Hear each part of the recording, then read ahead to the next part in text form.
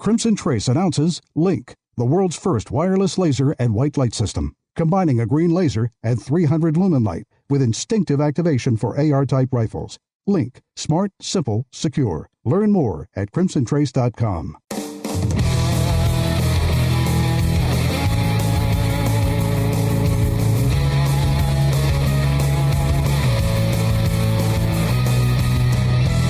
Today on Tom Gresham's Gun Talk, Tom's talking gun facts, a holster for your suppressed firearm, boot camp for competitive shooters, your range reports, and much more. Call in now, 1-TOM-TALK-GUN. Now, here's Tom. I'll tell you what, I can hardly wait to get started because I want to find out what I'm going to say. Hey, welcome again. Tom Gresham here. It's Gun Talk. We're going to be talking about guns for the next several hours, having a bunch of fun, talking about the guns that you either purchased or you're wanting to buy, or the things you're taking out to the range, or even describing your experiences of taking friends and neighbors out to the range or out hunting and shooting, introducing them to the sports, because of course you may have heard August is National Shooting Sports Month. It was put together by the National Shooting Sports Foundation, a chance for all of us who are shooters to get out and do a little bit more shooting, and also to take somebody out and introduce them to the sport. Just a chance to get out and burn some more gunpowder out there. We're going to have some talk about gun safety. We had some truly weird stuff happen. Accidents. Fortunately, no one really hurt. Things that I would have, if you had asked me, I would have said that is impossible. That cannot happen. You always learn something all the time, I guess. So that was weird. We'll talk about gun safety. And of course, we have a lot of things going around our office. As you probably are aware by now, we also put out the TV series Guns and Gear and Gun Venture, also, of course, First Person Offender. By the way, looking for volunteers, people would like to be involved in First Person Offender in the next shoot, which will be first week of October coming up here. So if you'd like to get involved in that, by all means, let us know. But on Gun Venture, it's kind of a travel log with guns. Somebody called it Anthony Bourdain with guns, and that's probably not a bad description. We go interesting places, do all type of shooting, hunting, cool things, and then do little side ventures. And we recently did one, and actually it's going to be airing this week. And I'm going to tell you, you would love, love, love to see this. We sent our friend, our coworker, KJ, up to Colorado to train with Lanny Barnes, Olympian, three-time Olympian. And Lanny joins us right now. Hey, Lanny, how are you? I'm doing great, Tom. How are you? Good. I think KJ may have recovered by now. I think you whooped up on him pretty hard. We put him through the ringer, but I think in the end he had a lot of fun. He did. I mean, first thing out of the box, you make him jump into an ice cold, raging river. What was that all about? Well, we just wanted to test him out, see what he had, and see if he could handle a little pressure before we jumped into the three-gun boot camp. Three-gun boot camp. Okay. Well, first of all, let me back up. For those who don't know, you are a three-time Olympian in biathlete, the biathlon, which is got to be one of the most physically demanding shooting events ever created. Definitely, yeah. It's by far one of the hardest sports in the world. Okay. Explain to us the short version. You basically are cross-country skiing like mad, and then you have to stop and shoot little bitty targets with a rimfire rifle. Is that it? Uh-huh. Yeah. We use iron sights and carry the rifles on our back and ski up and down hills and as hard as we possibly can, and come into the shooting range and try as hard as we can to hit those tiny little targets, you said. I described it to somebody. I said, imagine running a marathon, and then every 3 or 4 miles you have to stop and thread a needle. That's what this is about. Yep. Oh, definitely, yeah. So the physical conditioning is huge. So that kind of takes us. Now, you're not in the Olympic shooting game anymore. You're doing three-gun, and you're running a boot camp for three-gunners. What is that, and what do people do when they go there?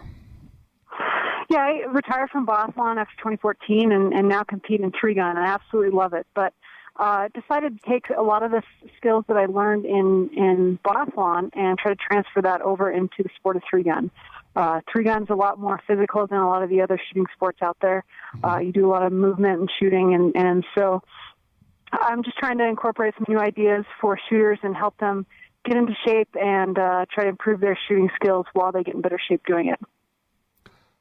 How much of shooting is mental? I think probably 90%. No kidding. Yeah, it's one of the biggest parts of shooting, for sure. Okay, so how does I'm sure they're connected, because, I mean, okay, if it's 90% mental, then the 10% is physical, but being stronger, better, more fit, physically fit also has to help with the mental part. Well, definitely, yeah. If you have the strength and endurance to be able to handle an entire match, and especially, if it's a 2 or 3 day match, and you most people start getting tired on day 2 or day 3. And it's because they lack that physical fitness. But if you can be a lot more physically fit and be able to survive an entire match, and especially those last couple stages, be fit enough to get out there and shoot as well as you do on your first couple stages, then you're going to do a lot better overall. When you are really fatigued, you also lose the ability to concentrate, don't you? Oh, definitely, yeah. I mean, like you said, that the physical aspect plays a huge role in your mental confidence and mental ability to shoot. So being in as good a physical shape as possible, I think, really can help benefit anybody shooting. Well, I mean, obviously you have stayed in great shape. You're running up and down those mountains out there in Colorado. And you have devised, it's interesting because I'm looking at the show that will be coming out this week. You have devised some techniques for training. Some of it is just physical tools, and some of it are drills that you do. They're not just designed to make you get in shape. They're actually designed to work on specific areas. What areas should three-gunners be working on? There's a lot of different things that you can take into account, not only just the physical fitness, but learning how to activate certain muscles to help you control your shot, like your core and stability muscles when you're shooting in awkward positions and things like that. Some of the other things are, when you're out shooting and when you're shooting a match, you're never going to feel 100%. We'd like to feel great every time we get out there, but that's just usually not the case, and you're going to feel fatigued and you're going to get tired. So learning how to shoot and battle through that fatigue and kind of overcome those mental barriers is kind of some of the things that I design my training around. All right, you got your website, LannyBarnesProShooter.com. You have a blog going there. I love this. So many targets, so little time. When somebody signs up to come out to your 3-gun boot camp, how long does that last, and what do you do with them? We do a lot of different things. It kind of depends. We've had groups out here for a week to 10 days. Sometimes most of our courses are 2 or 3 day courses, but sometimes we'll have groups that come out for a week or longer just to really work on that physical fitness and build it up. I also write training plans for people year round and incorporate not just the physical training, but incorporate the shooting as well, so that they can kind of combine the two and improve both their physical fitness and their overall shooting. I'll be darned. So what is it about 3-gun that you like so much? I think for me, I love biathlon to death, but 3-gun is so addicting. It's just fun. It's the kind of sport where no matter what the organizers throw at you, it's always something new. It's always something exciting. They're coming out with so many different things in the stages. It's not the same thing over and over. So There's a lot of new stimulation, I think, and that's kind of what drives me to the sport. It just, you never know what you're going to get. It kind of reminds me of when Sporting Clays came out. All these trap and skeet shooters, they're shooting the same target hundreds and thousands of times, and all of a sudden they go, wow, it's different every time I go to a new course. It's kind of that way with 3-gun. Yeah, definitely. Yeah, I mean, that's what I love. I mean, I went to the range and did some skeet and trap, but I absolutely love it. But when I go out bird hunting, you never know where the birds are going to pop up and how they're going to fly and things like that. So to me, those kinds of things where you just not really sure what you're getting yourself into, that brings the excitement level up a little bit. Well, we really had a lot of fun, the crew out there, and got a good show out of it. And I think you and KJ had a good time, and you seriously did kick his butt. You know that. We hope we worked him pretty hard, and really glad you guys were able to come out with us, and definitely had a blast. Well, it was terrific. Lanny Barnes, I want people to go check out your website, LannyBarnesProShooter.com. You can learn a lot right there, and if they get a chance, they'll get out there and do a little training with you. Lanny, thank you so much. No, thank you, Tom. Have a good one.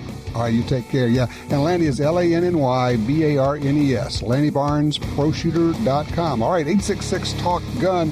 What is the role of physical fitness in shooting? If you're a competitive shooter, I'd like to know. If you're a hunter, I know you can talk about that one. 866-TALK-GUN.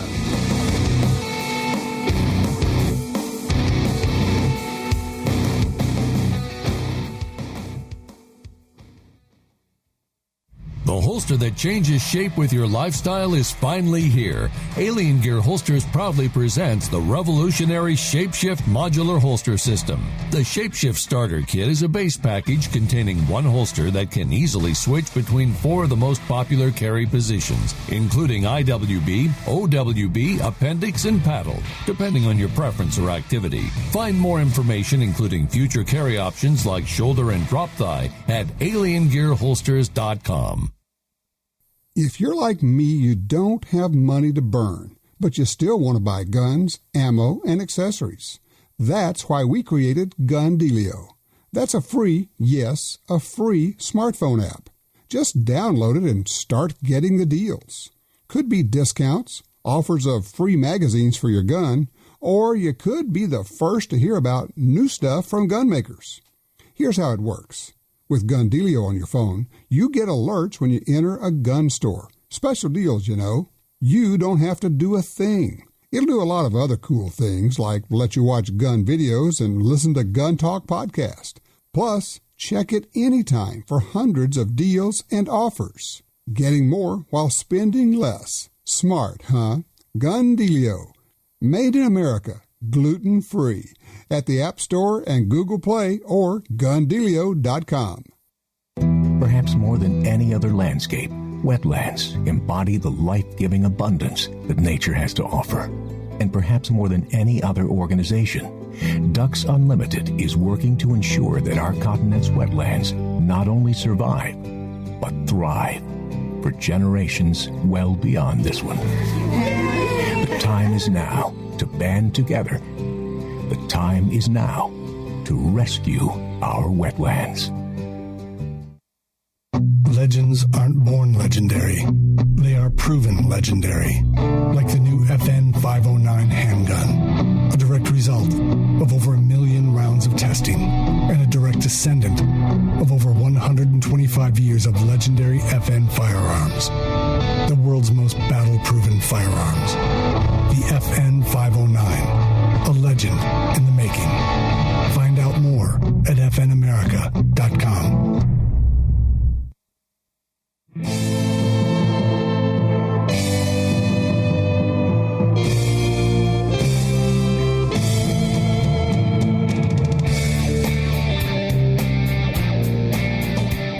A lot of things going on. I tell you what, a lot of stories we've been following this week. By the way, if you'd like to join us, just give me a call.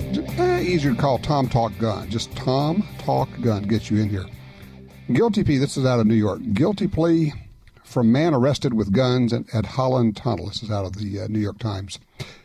Several lessons to be learned out of this. 5 months after losing his daughter to an overdose, John Cramsey, a gun range owner from Pennsylvania, embarked on a crusade against drugs. His cause steered him last year toward a drug den in Brooklyn to try to rescue a 16-year-old girl from the same fate as his daughter. But Mr. Cramsey's impromptu mission, listen up, in a truck filled with firearms and emblazoned with decals celebrating gun culture, was cut short. Anyway, he's 13 months later. He's pleaded guilty to 1 count of unlawful possession of a weapon and 1 count of possession of a weapon for an unlawful purpose. Could carry as much as a 5-year prison sentence. A lot of things going on there. Question for you. How do you feel about having stickers and placards all over your car pronouncing that you're a gun owner? This particular car looked like it was skinned. The whole vinyl wrap, the whole thing had been wrapped with all sorts of logos and things for its gun range. I hear people go both ways on that. Yeah, I want to be incognito. I want to, or people say, oh, no, I don't care. I'm just going to put, I got every kind of sticker for every kind of gun I own on my truck. Okay, cool. I got my NRA stickers on there. Great. I could argue it both ways. Just wondering if you have any thoughts. How does that strike you? Also, let's see here. Tony in Illinois sends this in. He says, I saw your tweet earlier this year about the Smith & Wesson 686 3-inch. I had been going back and forth on getting one and finally did. I got the Talo edition, though. So this weekend I went out and shot it and my hand loads both for the first time. What fun that was. He says, unfortunately, Ruger now has the GP 144 Special 3-inch, also with the unfluted chamber. Says, and of course, the FN 509 looks nice. And the HK VP9 with 4 free mags would be hard to pass up. Oh, yeah, and the CZ P10C probably will show up too, and as you well know, the SIG P320. If the Army is getting them, I should too. It says, in case of the zombie apocalypse. Tony, you've got it bad, buddy. I'm just telling you. I'm not saying it's bad. I'm not saying you shouldn't. I'm just saying I recognize it. It takes one to know one, right? Ron's in Wagner, Oklahoma, on line 4. Hey, Ron, hammer-fired pistol. What are you talking about here? Well, like I was telling your screener, I'm going to try to keep this short. I'm old, and so therefore I'm old school. I'm double action, single action, semi-automatic, hammer fired. Okay. I just cannot feel comfortable with striker fired. I guess it's because I'm not too sure of the mechanics of it. And what I'm thinking, what my question to her and to you would be is, once you fire the pistol, and then you release the trigger to the reset, and it's ready to fire again. If you choose not to fire it, is the firing pin under spring tension right now? Yes. Okay. Generally speaking. So here's the thing. It's partly under pressure. It depends on the mechanism. There are some that it's definitely under pressure, and you're just going to release it. There are a couple out there, and I'm pulling a blank on which ones, where it's kind of partly cocked, but you actually end up doing a kind of a semi-cock with the trigger also. Let me ask you a question. When you say you're uncomfortable, is it that you don't like the trigger pull, that's uncomfortable, or you're uncomfortable with the possible safety issues with it? Well, a lot of the striker fire do not have any sort of an external safety at all. Correct. Okay, and so I'm a firm believer in external safeties. Okay.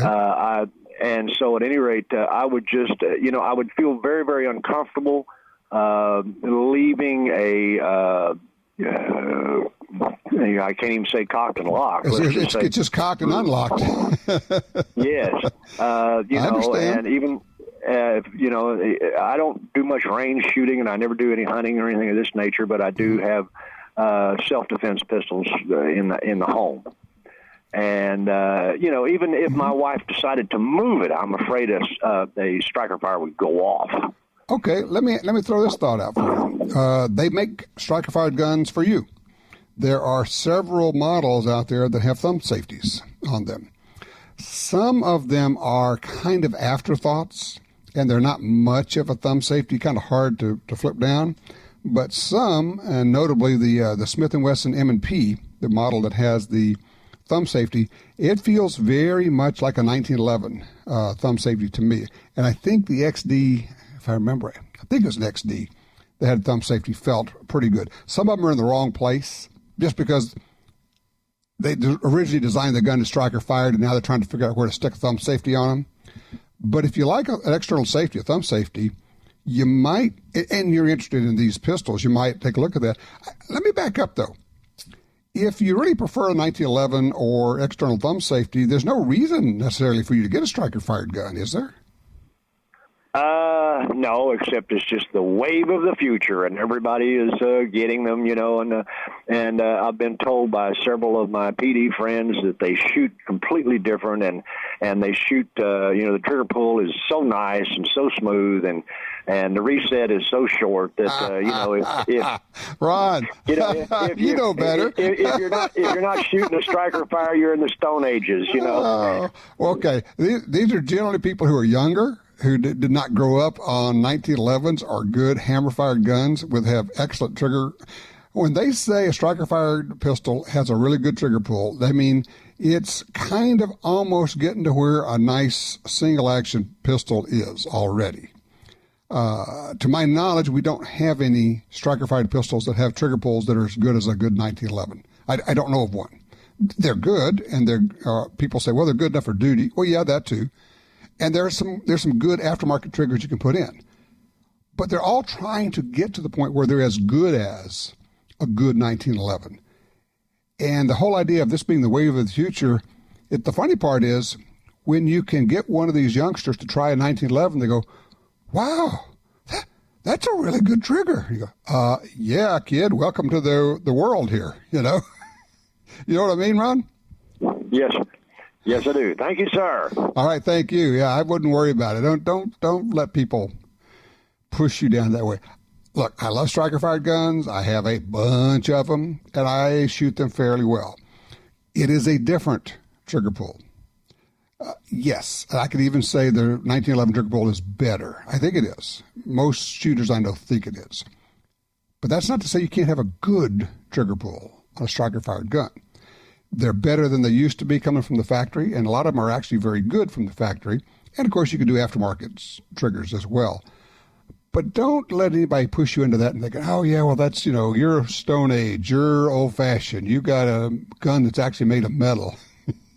Yeah, we do. Yeah, we like them that way.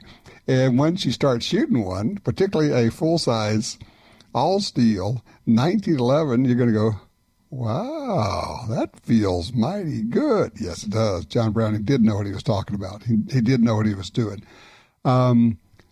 Don't let somebody push you into that world. I mean, I like them all. I mean, as you know, I'm delving back into the revolver world and thoroughly enjoying that. Just having a ball shooting revolvers. And we've dubbed this the year of the revolver, and I guess the manufacturers are getting it because they keep bringing out revolvers. By the way, when we come back, I'll have this. Just found out about a speed loader for the 327 Federal. That's kind of a cool little deal. If you are shooting revolvers, I'd love to hear from you. Also, when we come back, we're going to be talking about some new cool stuff right here.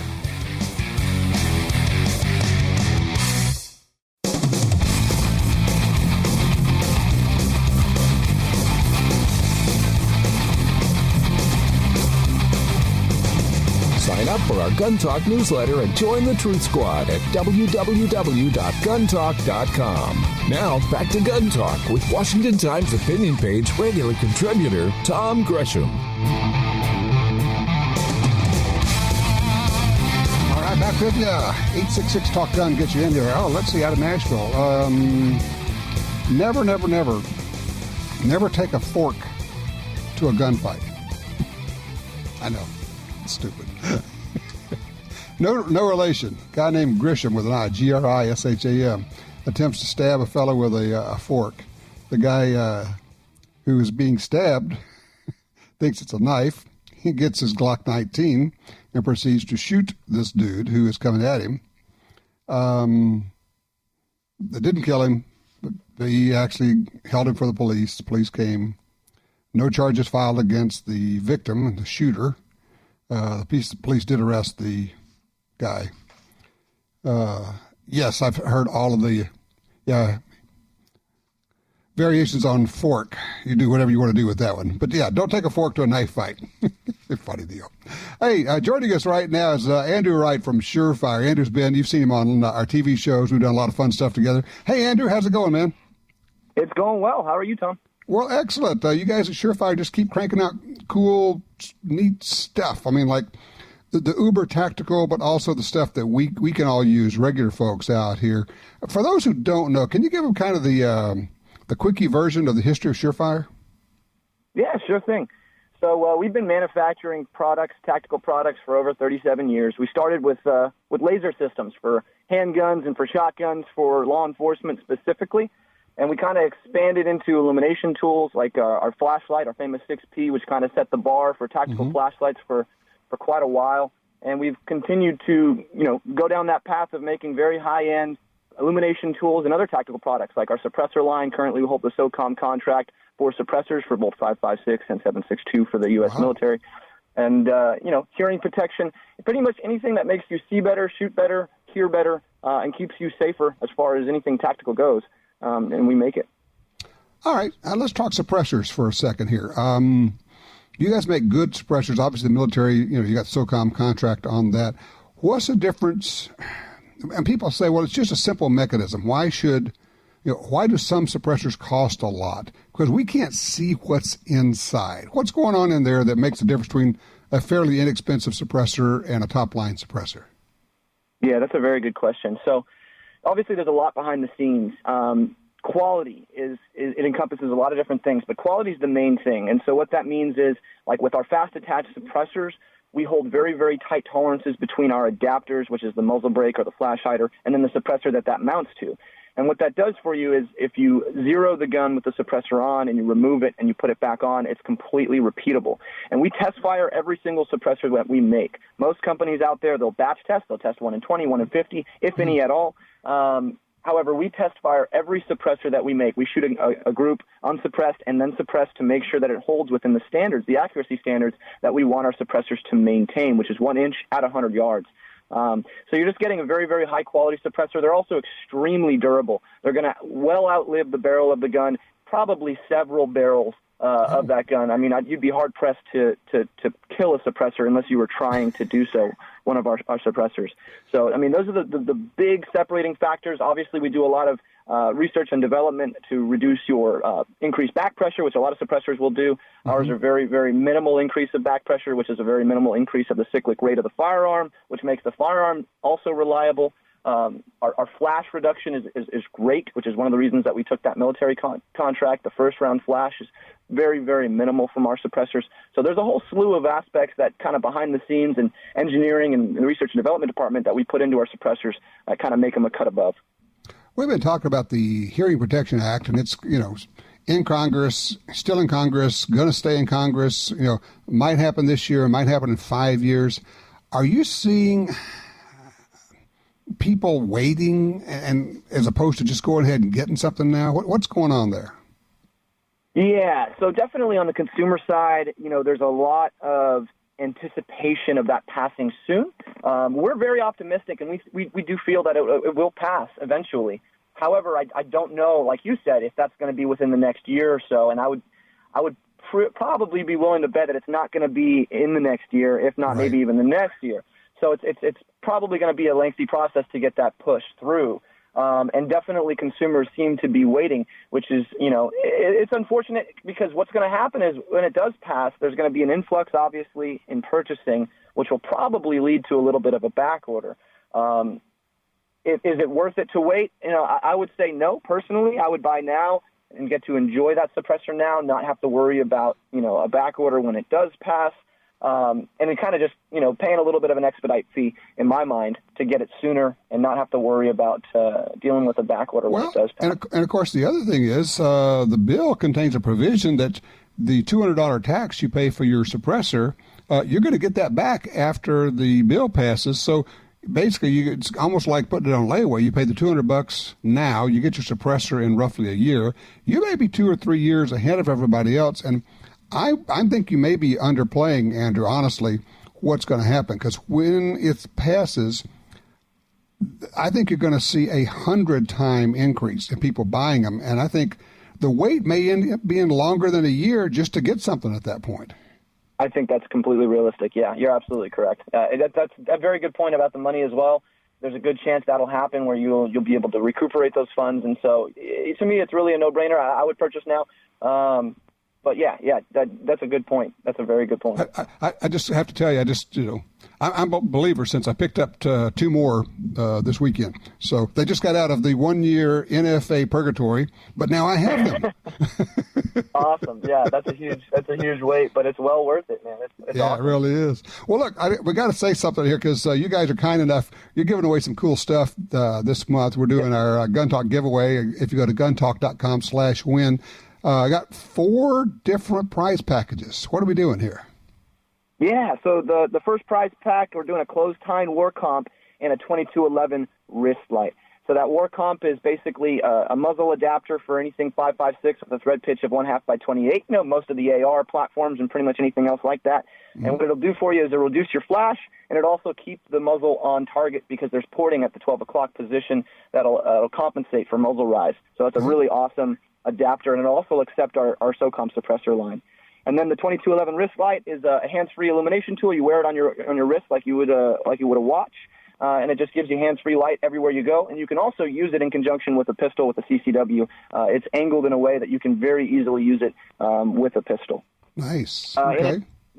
The second prize pack that we have, I think we're going with a Warden, which is a blast diffuser. You put that on one of our adapters, and it mitigates or it reduces the blast that's coming out the side. So if you're shooting in very close quarters, maybe inside vehicles or inside closed confined spaces, it'll direct all that muzzle blast forward as opposed to the sides. Kind of reduces, your felt concussion a little bit, which helps with shooting in smaller spaces.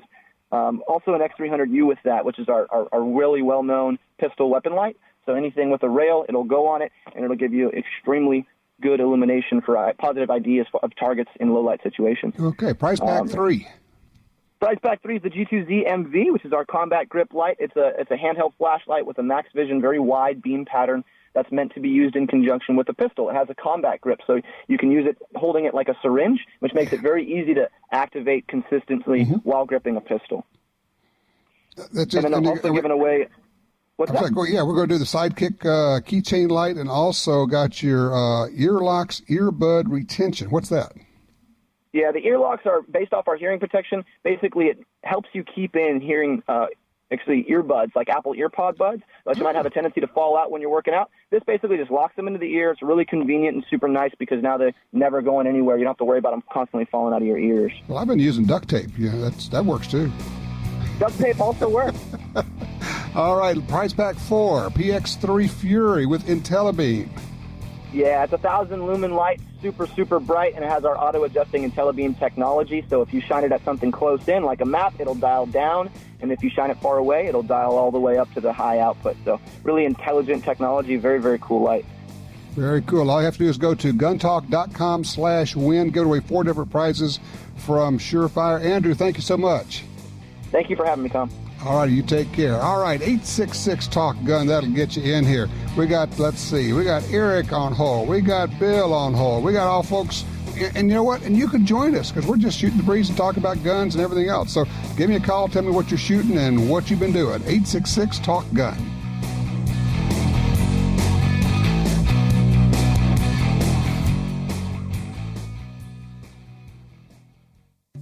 Nosler has been a leader in bullets and ammunition for decades and keeps growing with new product introductions that follow this tradition. Accurate, highly effective bullets and ammo for long-range shooting, precision rifle competition, and big game hunting. To be the first to hear about new product releases and promotions, follow Nosler on Facebook and Instagram and become part of the conversation. You won't settle, and neither will we. Nosler.com.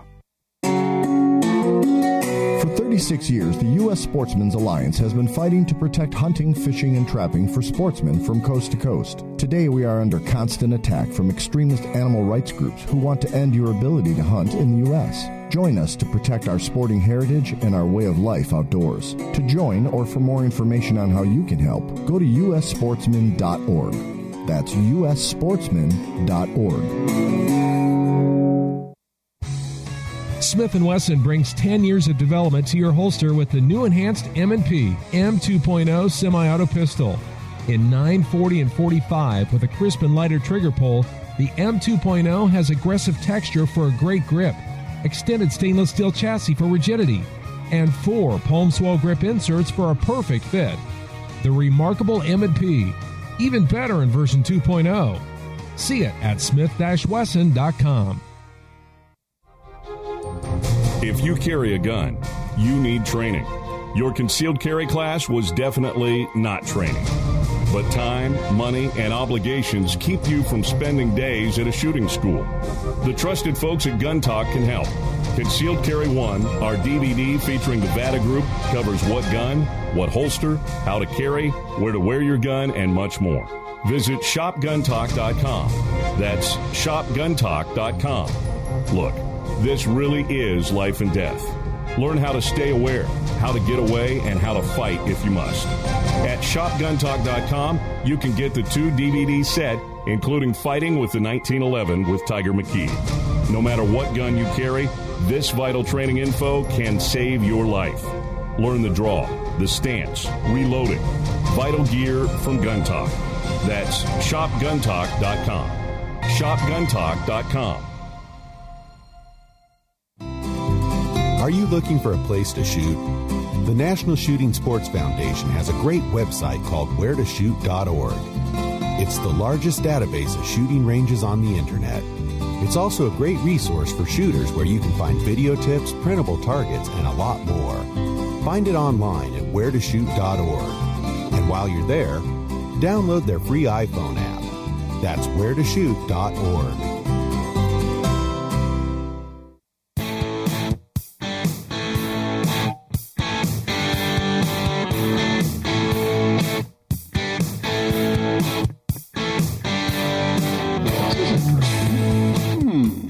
I don't know. This is not confirmed. Okay, so this just popped up on the internet, but I'm seeing it off of the Firearms blog. It says the U.S. Army has released a solicitation for a new 7.62 infantry rifle to replace the M4.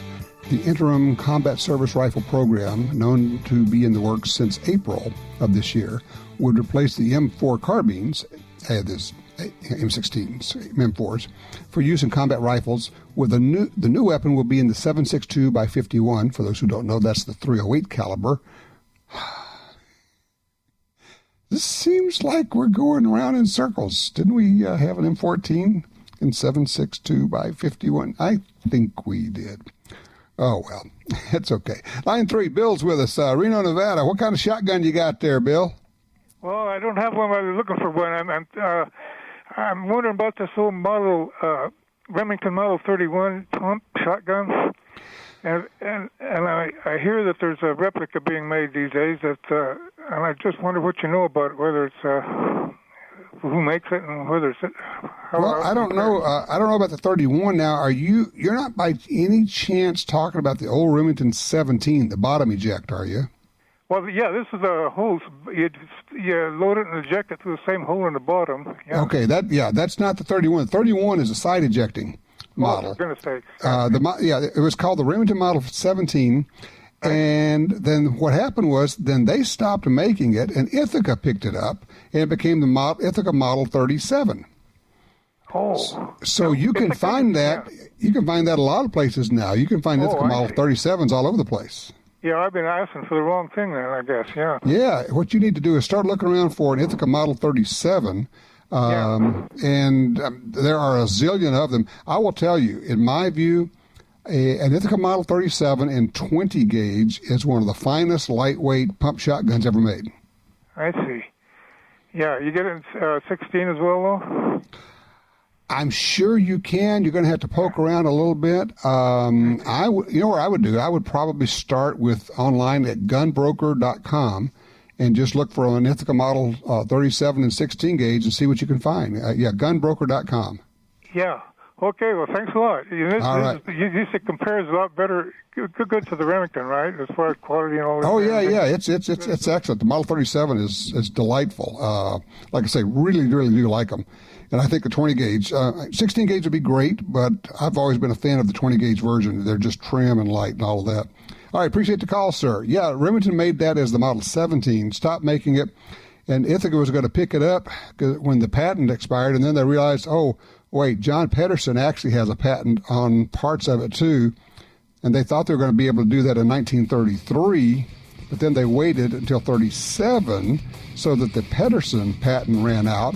So that's why they ended up calling it the Model 37, 1937. You get it all. It's bottom eject, which, if you're a lefty, is kind of a nice, fun thing. It's totally ambidextrous. You ever have a Model 37? If you did, give me a call. I'd like to know how you liked it. 866-TALK-GUN.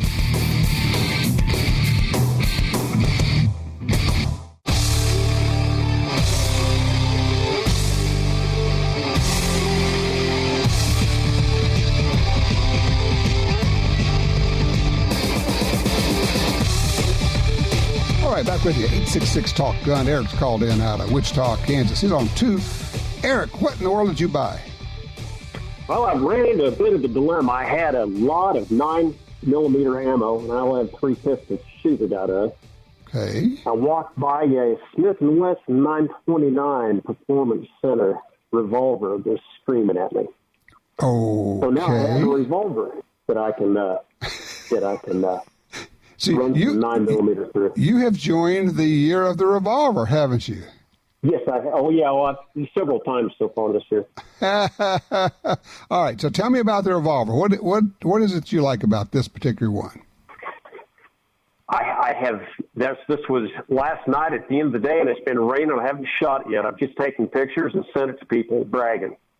But it's a beautiful gun, well balanced, and it's a 9mm. Yes, sir. 8-round cylinder. Okay, so it's the Jerry Michalak signed special version. Oh, okay, because I was going to ask you, because I'm looking here, they've got 3 of them on their website.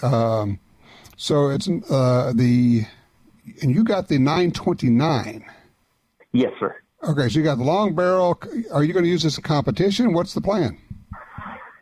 Having fun first, maybe go into competition with it. I figured if it's Jerry signed it, I'll be able to shoot like him. That's true. It's got Jerry Michalak's signature across it. This is, I'm looking, what's the barrel length on this thing? It's a long. I believe that's a 6.5. And then it's got a suppressor or a it's got a comp on it and a little short cylinder for the 9mm cartridge. With that much weight out there shooting 9s, that's got to have like no recoil at all. I am anxious to have my daughter shoot it. She thinks revolvers are so cool looking, and all I have is 45. So I'm thinking that she's going to love that. How old is she? She's 23. I'm afraid of her trying to take it from me, too, because every gun that I have her shoot she likes, she ends up taking it. And that breaks your heart. You know, it doesn't. Oh, yeah. Yeah. It's okay. I'll just have to go get another one. That's right. It's okay, Dad. You just get another. You let her take your guns, and you can go get another one. There's nothing wrong with that at all. Well, this is very cool. And, yeah, for those that don't know, if you go to the Smith & Wesson website, it's smith-wesson.com, and you can click on revolver, drill your way down to the Performance Center 929. You got a video of Jerry there. Had you watched this video of Jerry with this revolver before you bought this? I have worn my batteries out of my phone watching Jerry Michalak videos. He's such a cool guy to listen to, and yeah. My God, he is fast.